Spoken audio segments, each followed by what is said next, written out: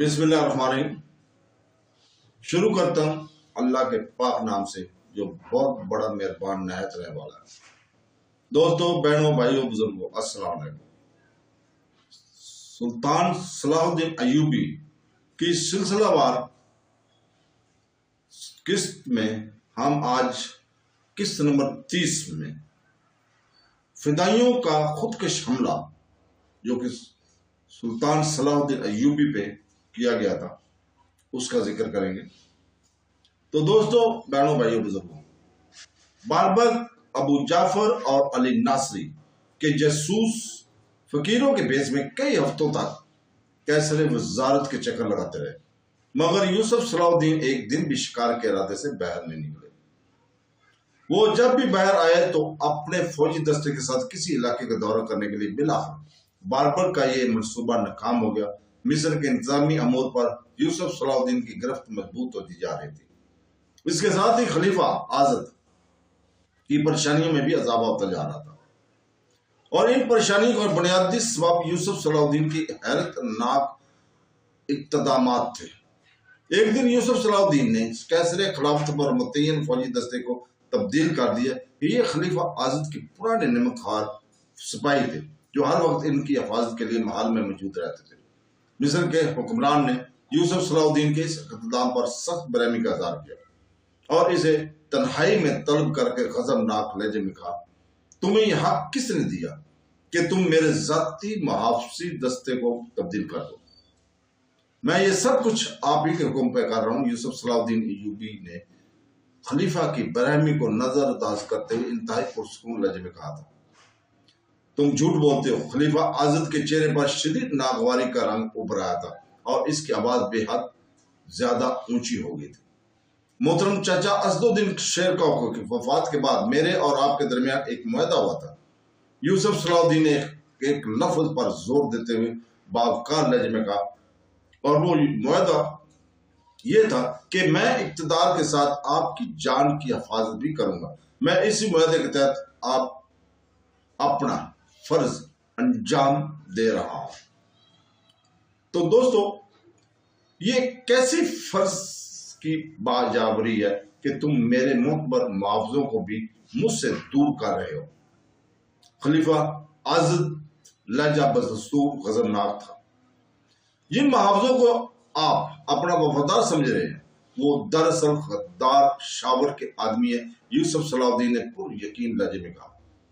یہ سن کر چند لمحوں کے لیے خلیفہ آزد کا سہرا غصہ کافور ہو گیا اور اس کے چہرے پر خوف اور وحشت پر چھائیاں لرزنے لگی۔ پھر اس نے بڑی مشکل سے اپنے آپ کو قابو پایا اور کسی قدر لرزتے ہوئے لہجے میں کہا، تم یہ دعویٰ کس طرح کر سکتے ہو؟ یوسف صلاح الدین نے فوراً ہی امیر عز الدین کے اس مخصوص کمرے میں طلب کر لیا جہاں یہ تلخ اور ناگوار گفتگو ہو رہی تھی۔ امیر عز الدین کمرے میں داخل ہوا اور خلیفہ آزد کو سلام کر کے کھڑا ہو گیا۔ امیر عز الدین، تم خلیفہ المسلمین کو بتاؤ کہ شاور نے قتل ہونے سے پہلے کیا کہا تھا؟ یوسف نے عز الدین کو مخاطب کرتے ہوئے کہا، میں شاور سے پوری طرح معلومات حاصل کرنا چاہتا تھا کہ حکومت کے کن کن شعبوں پر اس کے اثرات ہیں اور اس کے وفادار کہاں کہاں ہیں۔ امیر عز الدین نے بسط احترام عرض کیا، مگر آپ کی وجہ سے میرا کام نامکمل رہ گیا۔ میری وجہ سے؟ خلیفہ آزد نے حیران ہو کر کہا، اب غصے کی جگہ حیرت نے لے لی تھی۔ آپ نے شاور کے قتل کرانے میں بہت اجلت کی۔ امیر عز الدین کے لہجے میں احترام کے ساتھ شکایت کا رنگ بھی موجود تھا۔ آپ بار بار شاور کے قتل کا مطالبہ کر رہے تھے۔ میں نے آپ کے حکم سے مجبور ہو کر اس اقتدار کی گردن اڑا دی اور سر کو تشت میں سجا کر آپ کے حضور میں پیش کر دیا تھا، لیکن مرنے سے پہلے اس ملت فروش نے بڑی خوفناک بات کہی تھی۔ یہ سن کر خلیفہ آزد گھبرایا اور اپنے نشست پر کھڑا ہو گیا۔ مجبوراً صلاح الدین ایوبی کو بھی احترام اٹھنا پڑا، تم بات کو اتنا طویل کیوں دے رہے ہو؟ جلدی بتاؤ کہ اس ضمیر فروش نے مرنے سے پہلے کیا کہا تھا؟ خلیفہ آزد کی آواز سے خوف اور غصہ دونوں نمایاں تھے۔ شاور نے قتل ہونے سے پہلے کہا تھا کہ خلیفہ مسلمین کو میری موت سے کوئی فائدہ نہیں پہنچے گا۔ میری امیر عز الدین نے انکشاف کرتے ہوئے کہا کہ میں نے اس کی وجہ پوچھی تو شاور نے جواب دیا تھا کہ میرے بہت سے آدمی خلیفہ کے وفاداریوں کی صف میں شامل ہیں میرے مرنے کے بعد موقع ملتے ہی وہ امیر المومنین کو قتل کر دیں گے۔ میں شاور کی بات سن کر سراٹے میں آ گیا۔ امیر عزیز الدین نے کسی قدر پریشان میں لہجے میں کہا، خلیفہ آزد کے خوف میں مزید عذاب آ گیا تھا۔ جب میں نے اپنی شمشیر بے نیام کی اور اپنا ہاتھ فضا میں بلند کیا تو شاور بہت زور سے چیخا، اگر خلیفہ مسلمین میرے جرم کی معافی کا اعلان کریں اور مجھے مصر سے جانے کی اجازت دے دیں تو میں ان سارے غداروں کے نام بتا سکتا ہوں۔ میں نے شاور کی چیخ سن کر اپنا اٹھا ہوا ہاتھ روک دیا اور شاور سے کہا، پہلے تو ان غداروں کے نام بتا دے، پھر تیری پیشکش پر غور کیا جائے گا۔ شاور نے جواباً کہا تھا کہ اب مجھے کسی پر اعتبار نہیں رہا، مجھے پہلے خلیفہ مسلمین کے درمیان جان بخشی کا معاہدہ طے پائے گا، پھر میں اپنے آدمیوں کے نام بتاؤں۔ کہیں ایسا نہ ہو کہ میں ان کے نام بتا دوں اور بعد میں ان لوگوں کے ساتھ مجھے بھی قتل کر دیا جائے۔ میں نے شاور کی پیشکش پر کئی زاویوں سے غور کیا، وہ جھوٹ بول کر اپنی جان بھی بچا سکتا تھا۔ امیر عزیز الدین نے تشویشناک لہجے میں کہا، پھر ایک بار خیال آیا کہ اسے آپ کی عدالت میں پیش کر دیا جائے تاکہ ہمیں ان فتنہ گروہ سے نجات مل جائے جو زیر زمین چلے گئے۔ ابھی میں اس کشمکش میں کہتا کہ آپ کا آخری حکم آ گیا کہ بلا تاخیر شاور کا سر کاٹ کر خلیفہ المسلمین کے حضور پیش کر دیا جائے، ورنہ یہ سمجھا جائے کہ ہم لوگ جان بوجھ کر حکم عدولی کر رہے ہیں اور غدار وطن کو پناہ دے رہے ہیں۔ مجبوراً میں نے شاور کی شدید الجھاؤں کے باوجود اسے قتل کر دیا۔ خلیفہ آزد اب بہت زیادہ خوف زدہ نظر آ رہا تھا۔ تم نے یہ بات مجھے پہلے کیوں نہیں بتائی؟ اس نے امیر عزیز الدین کو مخاطب کر کے انتہائی جھنجھلاہٹ کے لہجے میں کہا، وقت گزر جانے کے بعد اس قدر خوفناک سازش کی نشاندہی کر رہے ہو۔ ابھی وقت گزرا نہیں ہے خلیفہ مسلمین، امیر عزیز الدین نے مؤدبانہ عرض کیا، اسی لیے پیش بندی کے طور پر یہ تبدیلیاں کی جا رہی ہیں۔ خلیفہ آزد خوش ہو گیا۔ اس کے چہرے سے ظاہر ہو رہا تھا کہ وہ کسی گہری سوچ میں ڈوبا ہوا ہے۔ پھر طویل سکوت کے بعد وہ اپنے وزیر اعظم یوسف صلاح الدین سے مخاطب ہوا، ان تبدیلیوں سے کیا فرق پڑے گا؟ کیا تم شاور کے ہم ناؤ کو تلاش کر سکو گے؟ خلیفہ آزد اب بھی ایک جانے خوف سے متاثر نظر آ رہا تھا۔ ممکن ہے کہ طویل تحقیق اور جستجو کے بعد ہم شاور کے آدمیوں تک پہنچ جائیں۔ یوسف صلاح الدین نے انتہائی ذہانت سے جواب دیا، فی الحال فوری طور پر یہ بندوبست اس لیے کیا جا رہا ہے کہ خلیفہ مسلمین کی ذات تمام خطرات سے محفوظ ہو جائے۔ براہ کرم اب آپ ان لوگوں کی نشاندہی کریں جن کی وفاداریاں تمام شک و شبہوں سے بالاتر ہیں اور وہ ہر حال میں اپنی جان آپ پر نثار کر سکے۔ یوسف صلاح الدین کی بات سن کر خلیفہ آزد نے اپنی زر نگاہ کرسی کی پشت سے ٹیک لگائی اور آنکھیں بند کر لی۔ یوسف صلاح الدین نے ہاتھ کے اشارے سے امیر عزیز الدین کو بیٹھ جانے کا اشارہ کیا، پھر دونوں کی نظریں خلیفہ آزد کے چہرے پر مرکوز ہو گئی اور خلیفہ یوسف صلاح الدین ایوبی اور امیر عزیز الدین کے مصر کے فرماندار کی طرف سے بہت غور سے دیکھ رہے تھے۔ خلیفہ آزد کی آنکھیں بند تھیں اور ان کی انگلیاں اس طرح حرکت کر رہی تھیں جیسے وہ کچھ شمار کر رہا۔ بار بار اس کے چہرے پر جھنجھلاہٹ کے اثار ابھرتے تھے اور دوبارہ انگلیاں تیزی سے حرکت کرنے لگتی تھیں۔ کمرے پر مکمل سکوت کی فضا طاری تھی۔ کچھ دیر بعد خلیفہ آزد نے آنکھیں کھول دی، پھر سیدھا ہو کر یوسف صلاح الدین سے مخاطب ہوا۔ میں نے دور تک نظریں دوڑائی، بہت حساب لگایا، بہت حسن ظن سے کام لیا، مگر اپنے صحیح جانساروں کی تعداد 15-20 سے زیادہ نظر نہیں آئی۔ خلیفہ آزد کے چہرے سے شدید مایوسی جھلک رہی تھی۔ تو پھر ان جانساروں کو ہر وقت اپنے قریب رکھیے، یوسف صلاح الدین نے اپنی حکمت عملی کی وضاحت کرتے ہوئے کہا۔ باقی سپاہیوں کو شک کی بنیادوں پر قتل نہیں کیا جائے گا، بلکہ انہیں ملک کے مختلف تعمیراتی کاموں میں لگا دیا جائے گا۔ تو کیا 15-20 سپاہی ملک کی حفاظت کے لیے کافی ہوئے؟ خلیفہ آزد نے انتہائی حیرت زدہ لہجے میں کہا۔ ہٹائے جانے والے سپاہیوں کی جگہ دوسرے محافظ تعینات کیے جائیں گے۔ یوسف صلاح الدین نے اسی طرح کہا جیسے وہ میدان جنگ میں دشمن کے مقابل اپنی فوج کو لڑا رہا ہو۔ ان نئے سپاہیوں کی جانساری کی ضمانت کون دے گا؟ خلیفہ آزد نے چونک کر کہا، میں۔ یوسف صلاح الدین نے اپنے سینے پر ہاتھ رکھتے ہوئے انتہائی پوری یقین لہجے میں کہا، وہ ایسے جان باز سپاہی ہوں گے کہ جنہیں دیکھ کر موت بھی منہ پھیر لے گی، مگر وہ اپنے آگے بڑھتے ہوئے قدم پیچھے نہیں ہٹائیں گے۔ اگر کوئی عام صورتحال ہوتی تو شاید خلیفہ آزد اتنی جلدی یوسف صلاح الدین کے اس اقتدام کی منظوری نہیں دیتا، مگر شاور کے آدمی کے خوف سے خلیفہ نے فوری طور پر اس تبدیلی کو قبول کر لیا۔ پھر وہ سپاہی جن پر خلیفہ اعظم نے اپنے بے پناہ اعتماد کا اظہار کیا تھا محل میں چھوڑ دیے گئے، اور باقی فوجیوں کی جگہ 2000 نئے سپاہی کیسر خلافت کی حفاظت پر متعین کر دیے گئے۔ یہ تمام سپاہی یوسف صلاح الدین کے انصار تھے، اور انہوں نے فوج میں شامل ہونے سے پہلے خفیہ حلف اٹھایا تھا۔ ہم اس ذات پاک کو حاضر و ناظر جان کر قسم کھاتے ہیں کہ پیغمبر اسلام صلی اللہ علیہ وسلم کے لائے ہوئے مذہب کی حفاظت کے لیے اپنی جانوں کو حقیقی نذرانہ بھی پیش کر دیں گے۔ اس ساری منصوبہ بندی میں یوسف صلاح الدین نے کسی ایاری سے کام نہیں لیا تھا، بلکہ شاور کے آخری الفاظ سے سیاسی فائدہ اٹھایا تھا۔ سلطان نور الدین زنگی کی ہدایت کو برائے کار لاتے ہوئے انہوں نے کئی ضروری کام کیے تھے کہ خلیفہ اعظم اور مصر کے دوسرے باطنیوں کی عسکری طاقت کو کمزور سے کمزور تر کر دیا گیا، اور یوسف صلاح الدین اپنی اس کوشش میں بحسن خوبی کامیاب بھی ہو گیا تھا۔ اگرچہ خلیفہ اعظم مصر کا مطلق و عنان شہنشاہ تھا، مگر یوسف صلاح الدین نے بڑی ذہانت سے اس کے گرد اپنے سپاہیوں کو اثار کھینچ دیا تھا۔ ادھر یوسف صلاح الدین اپنے منصوبے کے دھندلے خطوال میں رنگ بھر رہا تھا، اور ادھر باربک نئی سازش کی لکیریں کھینچ رہا تھا۔ انہی دنوں یوسف صلاح الدین نے ایک نیا حکم جاری کیا تھا، جس کے مطابق مصر کا کوئی امیر بھی وزیر اعظم کی اجازت کے بغیر ملک کی سرحد سے باہر نہیں جا سکتا۔ اس کے علاوہ یوسف نے اپنا مضبوط ترین شعبہ جاسوسی بھی قائم کیا تھا، جس کے قریدے دن رات گھوم کر عمرہ کے یہاں آنے جانے والوں پر گہری نظر رکھتے تھے۔ ابو جعفر اور علی ناصری کے لیے خصوصی طور پر نگراں جاسوس مقرر کیے تھے۔ یہ دونوں باطنی عمرہ یوسف صلاح الدین کے نئے انتظامات سے انتہائی ناخوش تھے۔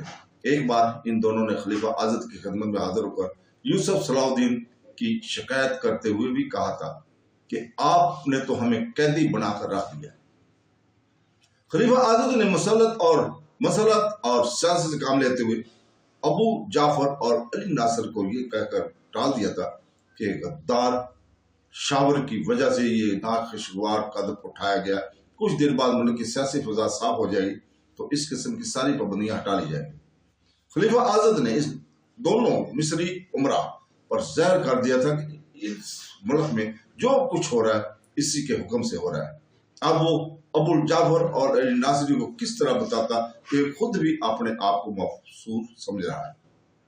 ابو جعفر اور علی ناصری بظاہر خاموشی سے اٹھ کر چلے گئے، مگر ان کے دلوں میں یوسف صلاح الدین کے خلاف نفرت کا شدید طوفان اٹھ رہا تھا۔ ایک بار پھر باربک ابو جعفر اور علی ناصری ساتھ جوڑ کر بیٹھے اور یوسف صلاح الدین کو قتل کرنے کا منصوبہ تراشنے لگے۔ دوسرے دن 25 فدائین اپنی رسوائی اور بربادی کا ماتم کرتے ہوئے کیسر وزارت پر آئے۔ ان فدائین کا ظاہری حلیہ آفت زدہ لوگوں جیسا تھا، پرانے کپڑے جن میں جگہ جگہ پیوند لگے ہوئے تھے، جنہیں دیکھنے والا پہلی ہی نظر میں اندازہ کر لیتا تھا کہ یہ انتہائی مفلوق الحال لوگ ہے۔ بعض کے چہروں سے ہلکا ہلکا خون بھی بہ رہا تھا، جیسے وہ کسی کی جبر و تشدد کا شکار ہوئے۔ باربر کے فدائیوں نے کیسر وزارت کے دروازے پر پہنچ کر انتہائی دل دوز اور جگر خراش آوازوں میں فریادیں کرنی شروع کر دی۔ خلیفہ مسلمین، فریاد ہے آپ کے ہوتے ہوئے غریبوں کی بستی برباد ہے۔ یہ شور ماتم اس قدر تیز تھا کہ کیسر وزارت کے مسلح محافظ بھی متاثر ہوئے بغیر نہ رہ سکے۔ جب ان کے فریادیوں سے پوچھا گیا کہ تم کیوں روتے ہو، تو انہوں نے اپنے بال نوچ ڈالے اور چہرے پر خاک ملنے لگے۔ تمہیں کیا بتائیں کہ ہم پر کیا گزری ہے؟ اگر ہو سکے تو ہمیں خلیفہ المسلمین کے حضور میں پیش کر دو، پھر ہم انہیں بتائیں گے کہ ان کے دور اقتدار میں ہم پر کیا قیامت ٹوٹ پڑی ہے۔ خلیفہ المسلمین کسی سے نہیں ملتے۔ کیسر وزارت کے محافظ نے فریادیوں کو جواب دیتے ہوئے کہا، پھر ہم اپنی فریاد لے کر کس کے پاس جائیں؟ ایک فریادی نے انتہائی دردناک لہجے میں کہا، اگر خلیفہ المسلمین شکستہ حالوں اور غمزدوں کو فریاد نہیں سنتے تو پھر اپنی تلواریں نکالو اور ہمیں قتل کر ڈالو۔ یہ کہہ کر وہ فریادی مسلح محافظ کی طرف بڑھا اور اس کی تلوار نکالنے کی کوشش کرنے لگا۔ मुहाफिज ने बड़ी मुश्किल से इस फरियादी को रोका और समझाते हुए कहा, इतने मायूस ना हो, तुम्हारी फरियाद वजीर आजम यूसुफ सलाहुद्दीन सुनेंगे और तुम्हारे साथ पूरा पूरा इंसाफ किया जाएगा। वो बहुत मुनसिफ और आदर इंसान है, तो फिर हमें इनके ही पास ले चलो।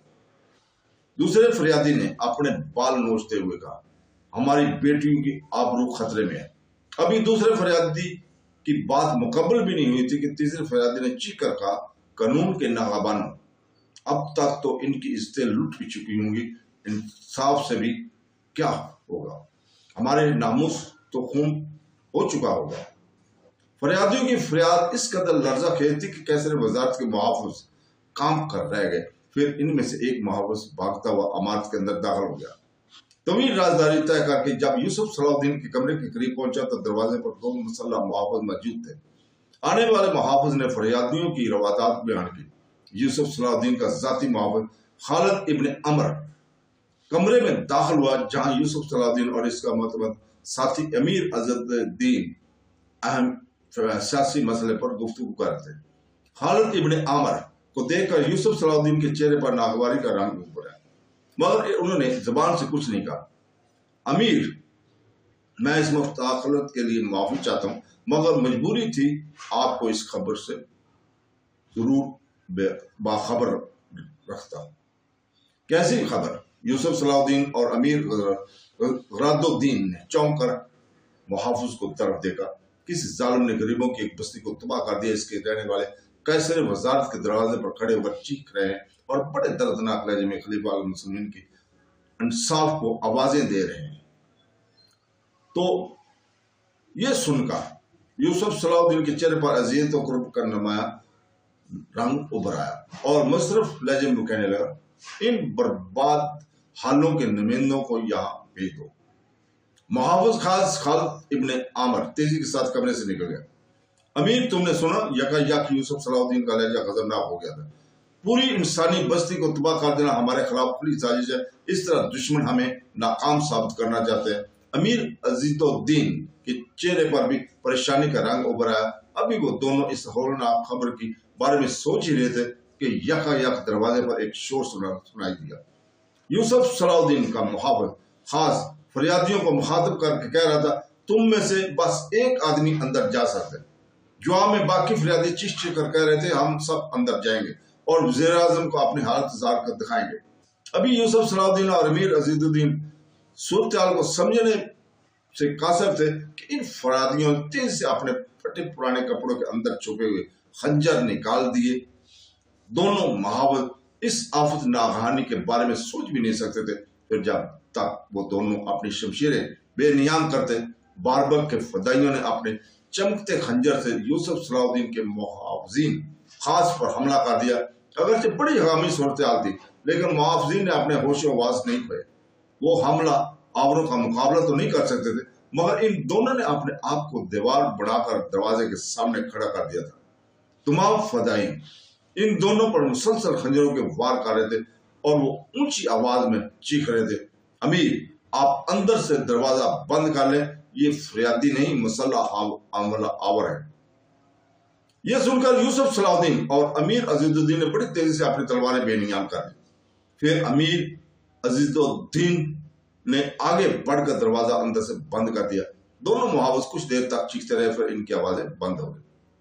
इसके बाद बारबक के फदैन ने मिलकर पूरी ताकत से दरवाजे को तोड़ना चाहा, मगर ये इनके बस की बात नहीं थी।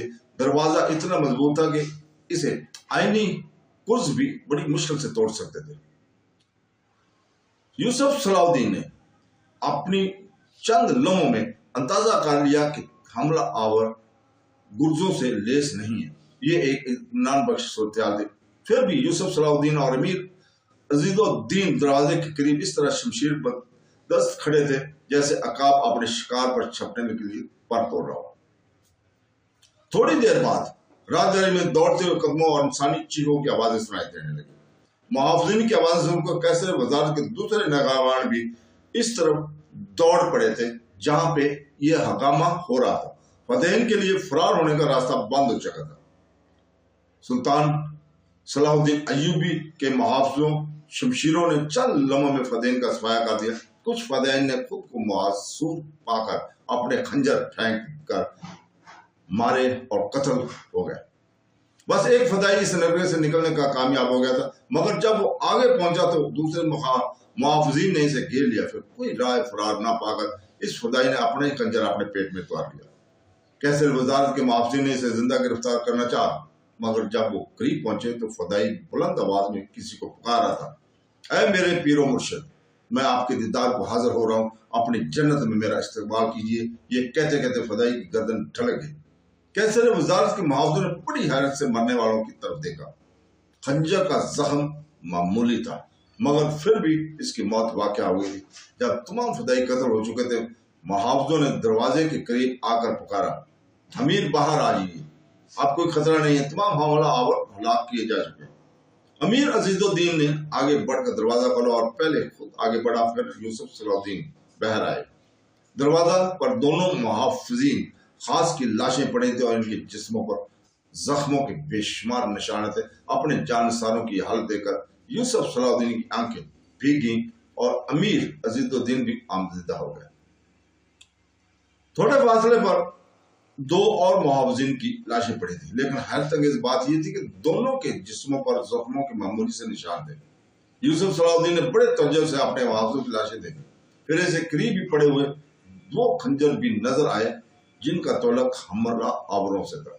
یوسف صلاح الدین نے اس شخص کی لاش بھی دیکھی جس نے خنجر سے خودکشی کی تھی۔ پھر طبیب خاص نے اس بات کی تصدیق کر دی تھی کہ حملہ آوروں کے خنجر خوفناک زہر میں بجھے ہوئے تھے۔ اگر یہ خنجر جسم کی چھو لیں اور ذرا بھی خون نکلا ہے تو ان میں پوشیدہ زہر بہت تیزی کے ساتھ بدن میں سریت کر جاتا ہے اور انسان کی موت واقع ہو جاتی ہے۔ یوسف صلاح الدین نے اسی وقت غریبوں میں صدقات اور خیرات تقسیم کیا اور شکرانے کے 2 نفل ادا کیے۔ پھر ان محافظوں کو طلب کیا جنہوں نے ایک فدائی کو خودکشی کرتے ہوئے دیکھا تھا، اور بار بار وہ الفاظ دہرانے کے لیے کہا جو مرنے والے نے اپنی زبان سے ادا کیے تھے۔ ان الفاظ کو اچھی طرح ذہن نشین کر لینے کے بعد یوسف صلاح الدین اور ضیاء الدین عیسیٰ کی خدمت میں حاضر ہوئے اور بڑے رازدارانہ انداز میں پورا واقعہ سنانے کے بعد خوشی کرنے والے حملہ آوروں کے آخری الفاظ دہراتے ہوئے بولا، شیخ مجھے بتائے کہ ان الفاظ کا کیا مفہوم ہے اور مرنے والے نے کس کو پکارا تھا۔ یوسف صلاح الدین کی گفتگو سن کر کچھ دیر کے لیے ضیاء الدین کے چہرے پر خوف کا رنگ بھرا اور وہ بہت زیادہ پریشان نظر آنے لگے۔ کیا ہوا شیخ؟ ضیاء الدین عیسیٰ کی یہ کیفیت دیکھ کر یوسف صلاح الدین نے بھی کچھ گھبرا سا گیا۔ وہ لعنت زدہ لوگ تم تک پہنچنے میں کامیاب ہو گئے تھے۔ ضیاء الدین عیسیٰ نے بہت بڑے اس لہجے میں کہا، اللہ ان دونوں جانساروں کی مغفرت کرے جو تمہاری ڈھال بنے۔ اس کے بعد فقہ ضیاء الدین عیسیٰ نے یوسف صلاح الدین کو حسن بن سبا اس کی جنت و دین کے بارے میں ساری تفصیلات بڑھا دی۔ اس انکشاف پر یوسف صلاح الدین حیرت زدہ ہو گیا۔ اس کا مطلب ہے کہ مصر کے سرزمین پر حسن بن سبا کے پیروکار موجود ہیں۔ یقیناً فقہ ضیاء الدین عیسیٰ نے اس بات میں سر کو جمج دیتے ہوئے کہا، یہ پرپیش سازش منظم حملہ اس بات کا کھلا ثبوت ہے، انہیں کوئی روکنے والا نہیں۔ یوسف صلاح الدین نے نفرت امیز لہجے میں کہا، کون روکے؟ ایک بار پھر ضیاء الدین عیسیٰ اداس ہو گئے تھے۔ یہاں ہر بار اختیار شخص اپنی الگ جنت بنائے بیٹھا ہے اور مخلوق خدا گمراہی کے جہنم میں جلی جا رہی ہے۔ اب تم آئے ہو تو کچھ امید ہو چلی کہ شاید یہ آگ بجھ جائے۔ انشاءاللہ ایک دن بد عقیدگی کی یہ دوزخ بجھے گی اور مخلوق خدا اس جنت کے راستے پر چل پڑیں گے جس کا اہل ایمان سے وعدہ کیا گیا۔ یوسف صلاح الدین نے انتہائی پرجوش لہجے میں کہا، کیا آپ اس سلسلے میں میری رہنمائی کر سکتے ہیں کہ یہاں حسن بن سبا کے ماننے والے کہاں کہاں رہتے ہیں اور ان کی جنتیں کہاں کہاں پائی جاتی ہیں؟ یہ لوگ بہت منظم ہیں، اس لیے زیر زمین رہتے ہیں۔ فقہ ضیاء الدین عیسیٰ نے یوسف صلاح الدین کے سوال کا جواب دیتے ہوئے کہا، یہ لوگ کبھی کبھی کھل کر سامنے آتے ہیں، اس قدر مسل پسند ہوتے ہیں کہ اپنی ضرورتوں کے مطابق عقیدہ بدلتے رہتے ہیں، اپنے فرقے کی طرف سے جاسوسی کرنے کے لیے ہماری صفوں میں بھی شامل ہو جاتے ہیں۔ انتہا یہ ہے کہ ہمارے ساتھ ہماری مسجدوں میں نمازیں بھی پڑھتے ہیں۔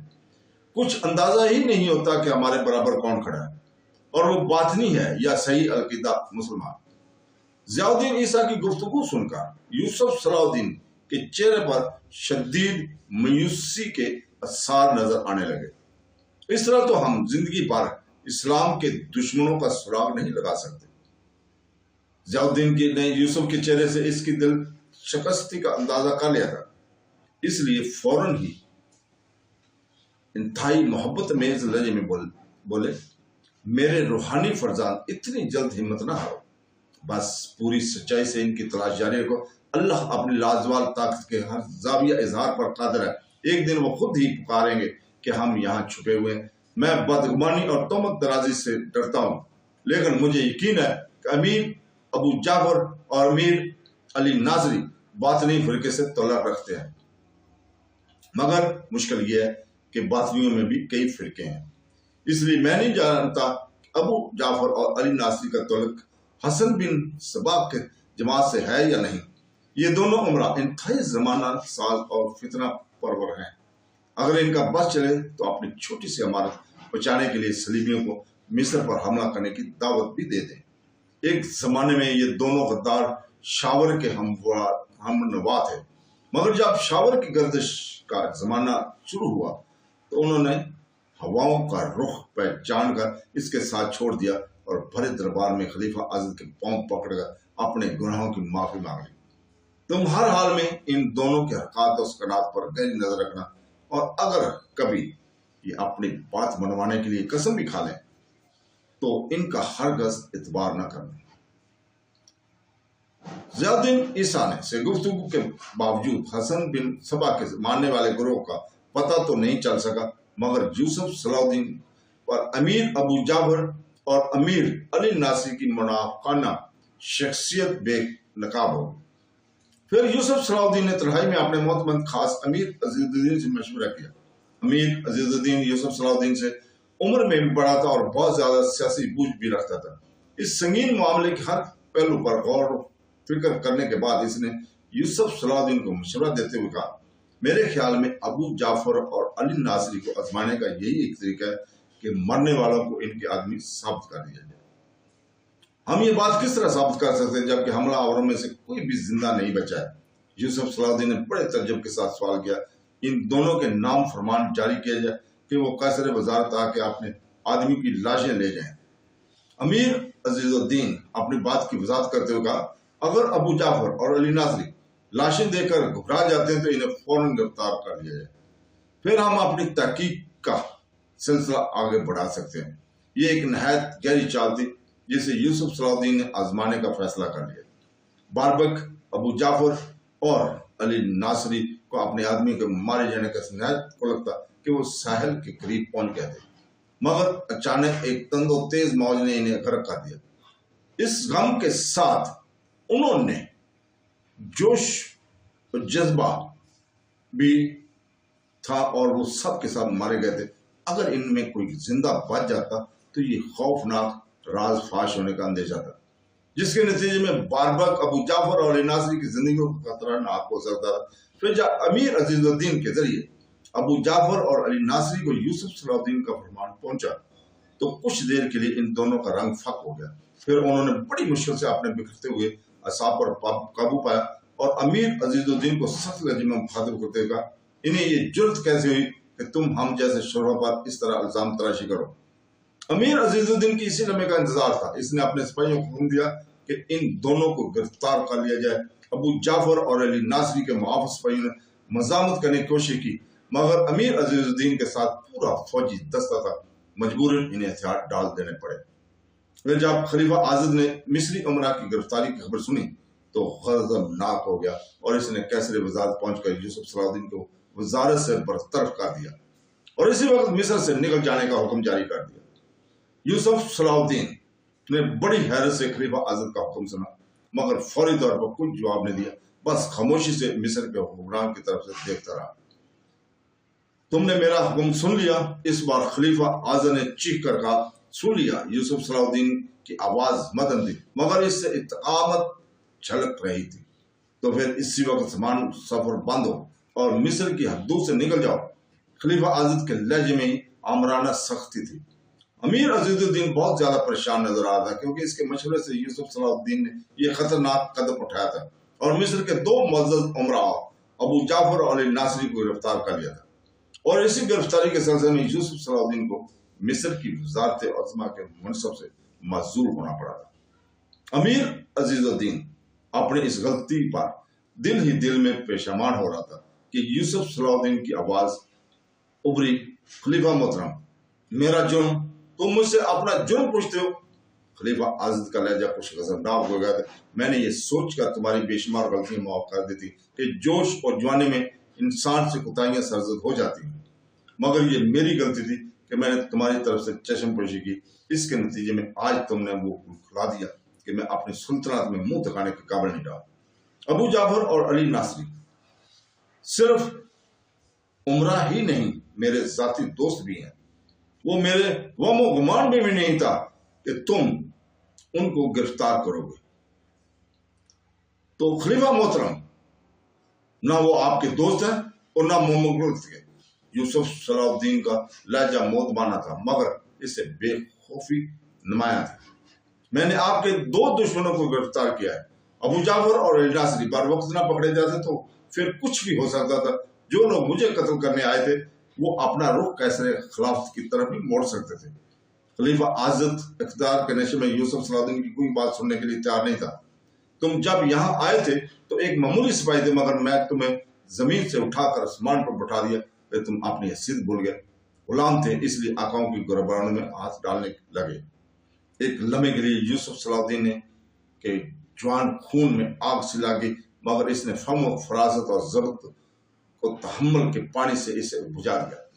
खलीफा मोहतरम, मैं गुलाम ही सही, मगर आपकी मकबूलियत के लिए मेरे चचा असदुद्दीन शेर को और खुद मेरी बहुत खिदमत हैं, जिन्हें आप जोश और जज्बात में नजरअंदाज कर रहे हैं। हमने तुझे और तेरे चचा को इन खिदमत का इतना सिला दे दिया कि तुम दोनों इसका तस्वुर भी नहीं कर सकते।